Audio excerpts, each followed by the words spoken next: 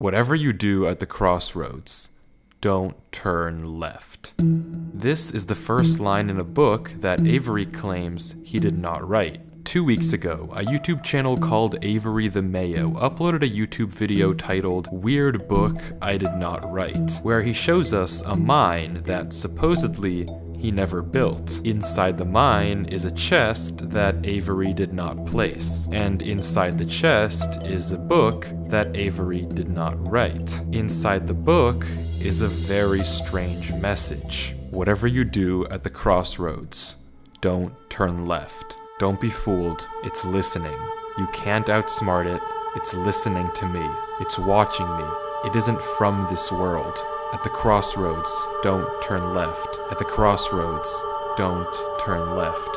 At the crossroads, don't turn left. At the crossroads, don't turn left. Over and over, followed by a sequence of numbers. And that's it. It seems impossible that a whole mine just appears in your world without your knowledge, but Avery explains in the description of the video that the laptop he's playing on is from a storage locker. It already had Minecraft installed, and this world already existed, but when Avery first loaded it up, it was just a normal world. He only now discovered this mine a few hundred blocks from his house. So, in that case, what is this book? The contents are strange, and it's not evident what they refer to. If anything, they just sound like some crazy rambling. But the numbers at the end are clearly some sort of code, so maybe we can solve it and figure out what this book is talking about. Except we can't. The numbers go higher than 26, so it's not any alphabetical code. There are 4 sections, not 3, so it isn't coordinates. And in fact, there's not a single cipher that comes up as a good match for this code. If it is a code, it's unlike any code I've ever seen, and I wasn't able to decipher it. So, is that it? A strange, one-off YouTube video and a dead end? Not quite, because for 2 frames at the very end of the video, Avery's inventory flashes a random pattern of blocks, and this time there is a code, because taking the first letter of the name of every block and capitalizing it if there is more than one, you get a string that perfectly matches the length of a Google Drive link, that when you enter takes you to a folder. And this is where the true mystery begins. The mystery of a Minecraft world that doesn't exist. Opening the video named Footage 1, we can see a player in the exact same spot Avery was in the last video, except now he has way more items than he had last time. Presumably this is from his house, and he's come to use this mine in survival as part of this world. The book is now gone from the chest, but it could be that Avery just burned it because it creeped him out, or it's just this book in his inventory. Regardless, Avery lines up with the other strip mine and begins to start a new one into the wall, but when he does, he finds this.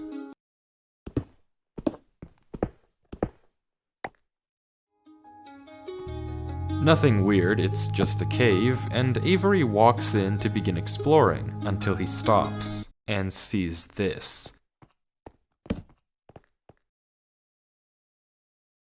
It's hard to make out, but as he walks closer we can see what it is. Moss and grass. This is immediately a red flag, because this kind of terrain does not generate in caves. Avery checks underneath it, but there's nothing else either, and when he runs back to grab his torches, he notices yet another patch of moss in the corner of the cave. Again, not natural, but not leading anywhere either. It's only when he heads back down the cave does he see it. A tree. Avery approaches the clump of greenery, and there it is. A tree unlike any other oak tree in the entire game. Whatever this is, it isn't normal. Avery backtracks a bit, and we get a better look at this shrub, for lack of a better word. And after some hesitation and circling around it, Avery decides to try mining the tree. And he does, with no problem. It looks just like a normal tree, except normal trees don't generate underground. And it's not the only one. As Avery goes deeper and deeper into the cave, he passes larger and larger patches of greenery, coming across more shrubs, and even more trees, and even more moss. He pauses to talk at one point, but instead of commenting on the trees, he brings up something else. It's weird, we've only seen stone. And I guess he's right, the walls of this cave don't have any diorite, granite, andesite, or ores, but come on, there's a bigger elephant in the room here. At some point though, Avery's wish gets granted, and the cave turns into terracotta, tuff, and deep slate. The greenery gets larger and larger, with the trees growing bigger and bigger. Until finally, Avery reaches the end.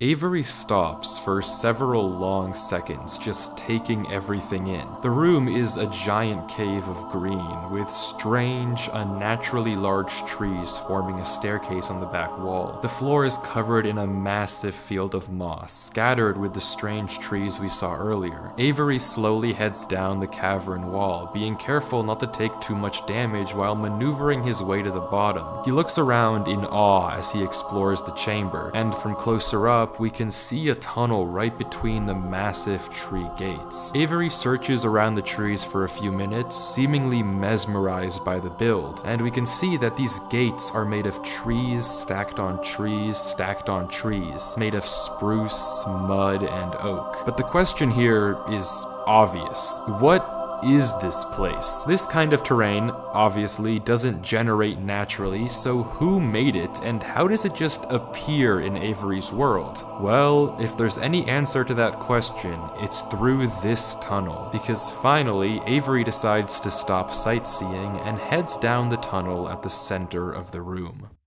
Avery walks through the mud brick tunnel, turning to glance behind him every few steps, but of course, nothing is there. The world is set to single player.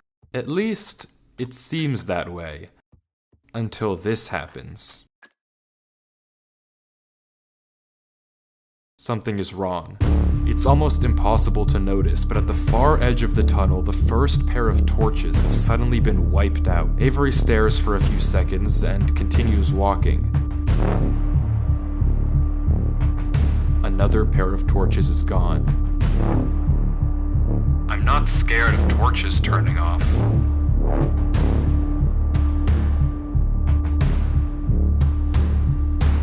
And then another. I don't know what kind of practical joke this is, but I already heard you in the...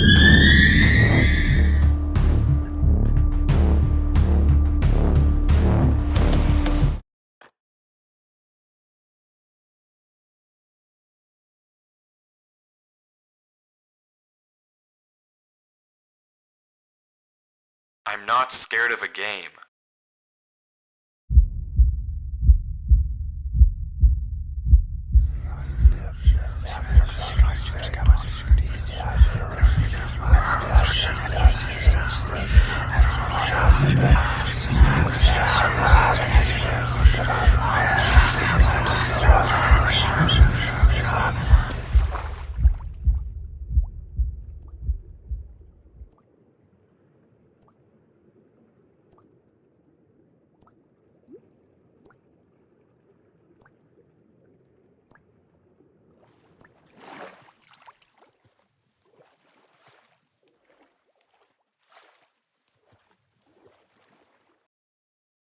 I don't know why I just jumped down. I wasn't scared, but I felt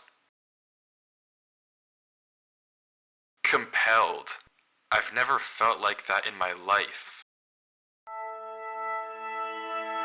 What is going on here? Things just went from strange to incredibly creepy in a matter of seconds. This doesn't just happen on a normal world, but Avery did say he found this world on a computer he got from a storage locker. So maybe this is just a world that the old owner of this computer created, and it's just some strange adventure horror map. Case closed. Except it's not, because the video files aren't the only thing in this Google Drive folder. If you remember, there's also this PDF, and opening it, we see this. My exploration into a strange tunnel I found in my Minecraft world. I've been playing this world for a while and just discovered this. This is my documentation of the search. Notably, when I installed Minecraft, this world came pre-created. Always thought that was a little strange, but I'm not really sure. This seems okay enough, but remember what Avery said earlier. He found this computer in a storage locker with Minecraft installed. Not he installed Minecraft and this world was there. Admittedly, it's a pretty small difference, but still, why the conflicting stories? Something you may have also noticed that I can't explain is why Avery's name is now censored. He wasn't censored in the previous videos, but now he's both hidden his name and changed his skin, almost like he's hiding from something.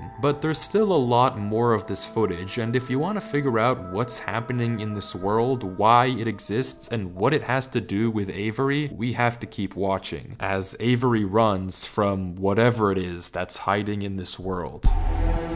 Avery says he has to keep moving, even if he doesn't exactly know why, and the only way to go is down. Avery takes a leap into the giant pool of water before him and swims down into a junction of tunnels. After some hesitation, he burrows himself in the left wall for air before swimming down the left tunnel. He continues to navigate through the dark water, the tunnel getting narrower and narrower, with no end in sight. Until it opens into a giant cavernous room with just enough space at the top to get a bit of air. When Avery descends again, we can see tunnel openings sprawling across the walls. Avery scans around. There's no marker of where to go, just tunnels upon tunnels as far as the eye can see. And then he hears it. The same sound as when the whispers played previously. Avery rushes to dig into the wall, and as he blocks himself in, we can hear the whispers again.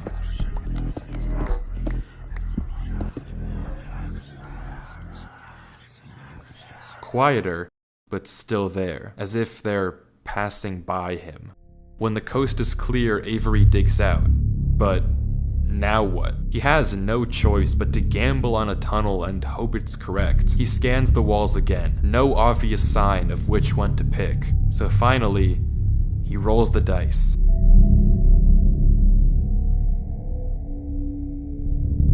The tunnel leads to another junction, and again, after a slight hesitation, Avery goes left. The tunnel continues, getting narrower and narrower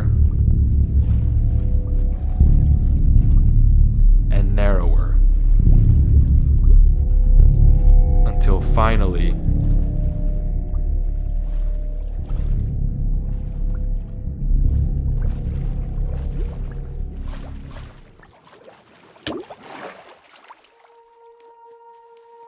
he finds himself in the oasis. Avery looks around the room, strangely, almost peaceful. He's in the middle of a square pond, flanked on all sides by the same uncanny trees. He stares off at the water for a second before towering up and getting a good look around. Nothing but trees as far as the eye can see. For a moment, he pauses, before something snaps, and he crafts a boat to get to the center of the lake. Without hesitation, he dives down into the tunnel and plugs up the hole. He makes another trip for good measure, plugging it even further. If this thing comes through here again, it has to break that, but I need to explore. He sails back to the edge of the lake. What it can't avoid doing is loading the chunk. Avery chops a few trees and crafts a hopper with the spare iron in his inventory. His plan is simple: set a trap for the thing following him. But wait, did I miss something? Because how does he know that something is following him? Sure, those torches turned off, and yeah, we heard those noises before, but there's actually an even stronger piece of evidence I haven't mentioned. Remember when Avery said this? I already heard you in the cave. Well, it took me a second to figure out what exactly he meant, but then I heard this. It's almost impossible to make out, but on a few separate instances while Avery was walking in that original cave, he would randomly pause for a second or two, and now we know why. He was listening. Every time he paused, for just a brief moment, you could hear footsteps on the stone behind him,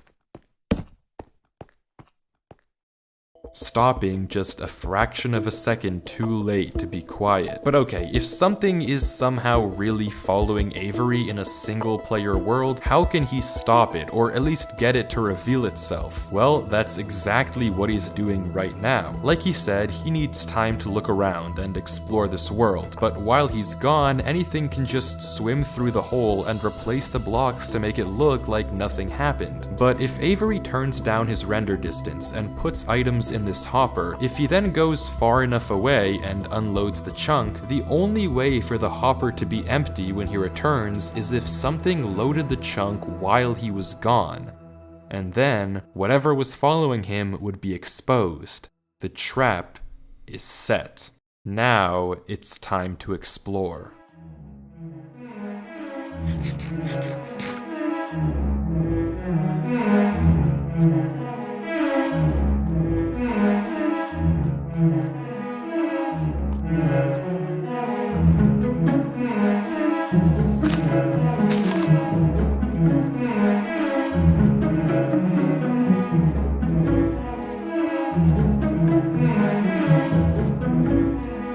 Avery walks through the trees, avoiding the lake so as to not load the chunk. Every inch of this place looks exactly the same. The same gray floor, the same strange trees. Everywhere he looks, there's nothing.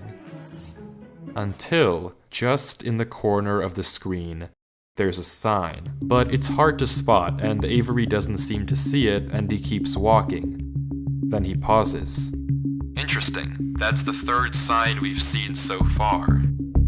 What? Where? Third sign? I've only seen this one. But it turns out he's right. Going back and re-watching the footage, just barely hidden in the corners of the screen are two other signs Avery crossed earlier in the recording, though he gave no indication at the time that he noticed them. Avery goes back to all three signs. All of them are blank, so I don't know what to make of it, but Avery seems to be satisfied and he explains why. These signs all seem to point to one place. Both of these angled ones point in the same direction. And he's right. If you line up a coordinate grid with the location and rotation of the signs, you get this. So he's right, all of them point a certain way, and if you trace out their intersection, it hits one specific point. He also pulls off this brilliant move, which you rarely see from these protagonists, by turning the difficulty to peaceful because he ran out of food. Absolutely genius. But with that said, he returns to the lake to check on his contraption. And nothing showed up. Items are still flowing out of the hopper, which would be impossible if anything had loaded the chunk. Avery tells us exactly this. Nothing came through. Not to mention, the blocks are still in the same position Avery placed them to plug the hole. Now that he's shaken off whatever was following him, Avery sails back, presumably to find the intersection points of the signs. But before he does that, he opens up chat and says this. Something is here. What? How? Why is Avery saying that? Why isn't he sending it in chat? What did he see? I don't know if it can hear me. But I'm not taking any chances. The grass block. When Avery left the chunk, he didn't just set one trap for the entity, he set two. Without mentioning anything to us, he placed a grass block next to a block of dirt. In Minecraft, grass can't spread if the chunk isn't loaded. The only way that this block is now grass is if something other than Avery loaded this chunk. I'm not scared, but my gut says to keep moving.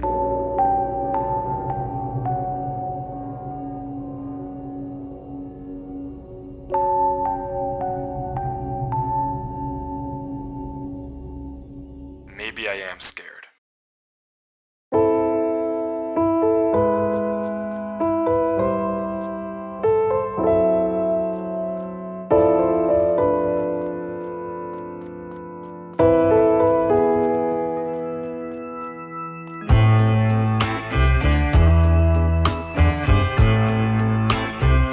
The other sign was pointed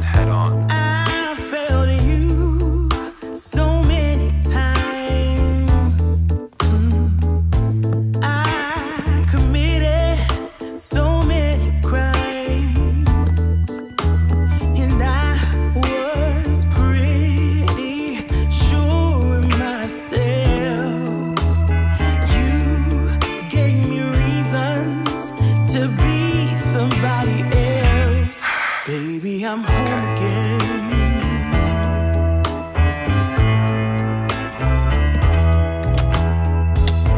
I thought that I could run away. Avery walks through a tunnel.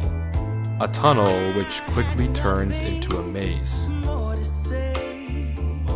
And slowly but surely, dead end after dead end, Avery navigates through it.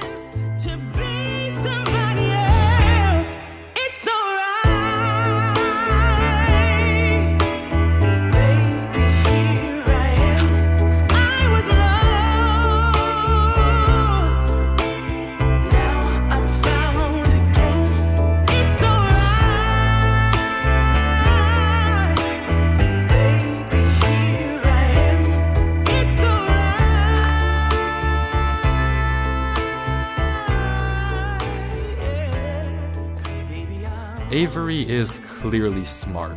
Smart enough to set a trap, and smart enough to set a backup. But whatever this thing is that's following him, it's smart too. Smart enough to block up the tunnel it entered from. Smart enough to refill the hopper with items after loading the chunk. Smart enough to hide its presence. This world seems to be guiding Avery somewhere. The whispers in this tunnel coercing him to enter the cave. The signs pointing to the secret entrance under the tree. Whatever this world is, it's leading Avery. But to what? We don't know. All we do know is that he isn't alone. And finally, Avery exits the maze into another giant room with what looks like a cipher above a door, with 3 levers right in front of it. Avery stares up at it, says he'll need a pen and paper, and blocks up the tunnel where he came from. The footage ends with him staring up at the code, deep in thought. From what I can see, the code atop the doorway looks something like this. It doesn't immediately remind me of anything, and plugging it into a cipher decoder gives me no ideas either. Running each of the candidate ciphers just gives gibberish every single time. Whatever this code is, there's unfortunately no way that I, or Avery, can solve it. The second half of the footage picks up with 17 minutes of just staring at the wall. And then he gets it. Okay, I guess it was solvable. Avery says it's a good poem, but doesn't actually reveal what it said, only that it uses cipher stacking, a technique where 2 ciphers are layered one on top of the other to make a code almost undecipherable. How Avery actually solved it with a pen and paper is beyond me, but the puzzle isn't over yet. There's still this gate, which Avery suspects is some sort of combination lock, but instead of a pen and paper, his solution this time is a bit more, how do I put this? Efficient.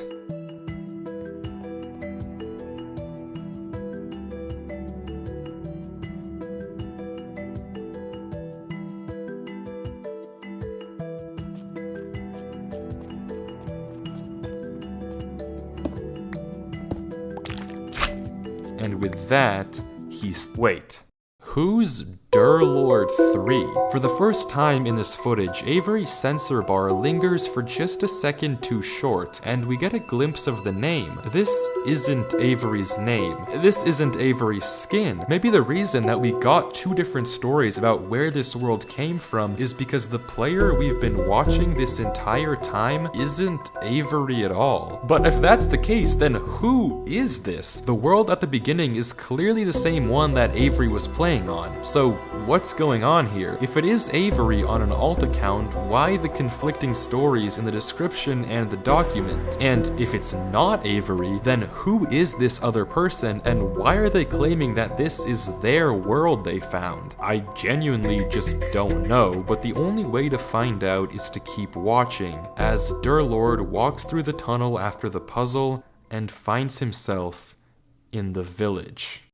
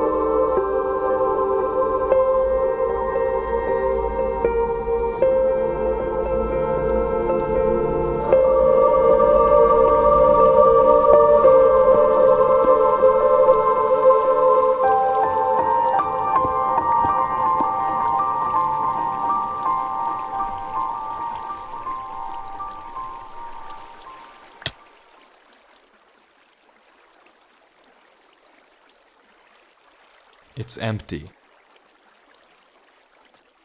This village is strange. It's clearly abandoned, if the cobwebs and literal holes in the roof didn't make that obvious, and all the chests and containers have nothing inside of them. There's also an interesting amount of yellow in the carpets, beds, and flooring, but wherever Durlord looks, he can't find anything of interest, no lead on where to go or what to do from here. The fountain and statue in the town center is by far the most eye-catching decoration here, but like we can see, it too is empty. There's no path to take from there. So, is this the final area then? The final answer to what's been going on with this world and what's been following him? I'm not sure, and clearly Durlord isn't either, since he keeps looking around for anything out of the ordinary, anything that might give him a clue of where to look next.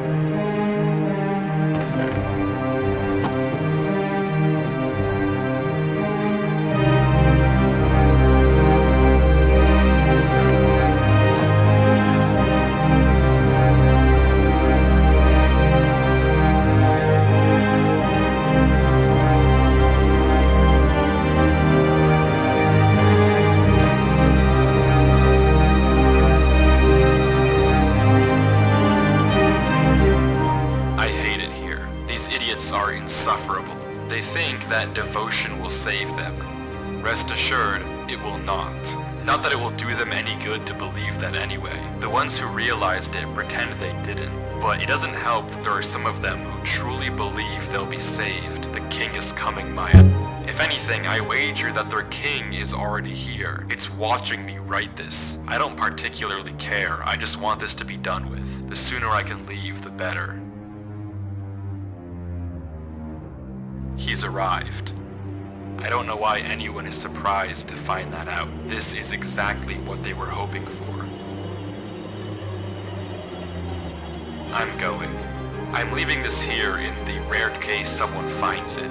If you have found this, I implore you, turn back, disconnect, forget about this world. It's not for you. If you've come here, you must be curious. I know you must want to continue onwards. So I know that this is a heavy ask, but please, do not go any further. For your own good, do not.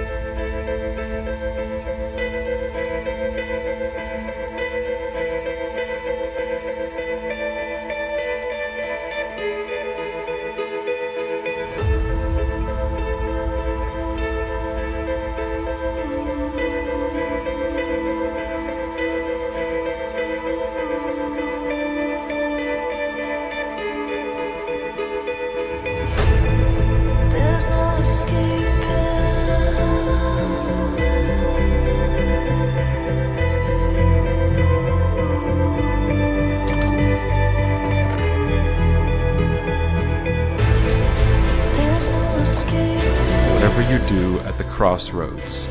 Don't turn left. Don't be fooled. It's listening. You can't outsmart it. It's listening to me. It's watching me. It isn't from this world.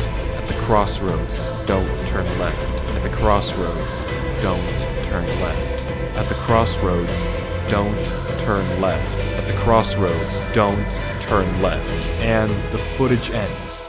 Right there. Durlord was the person who wrote the book in Avery's world. How?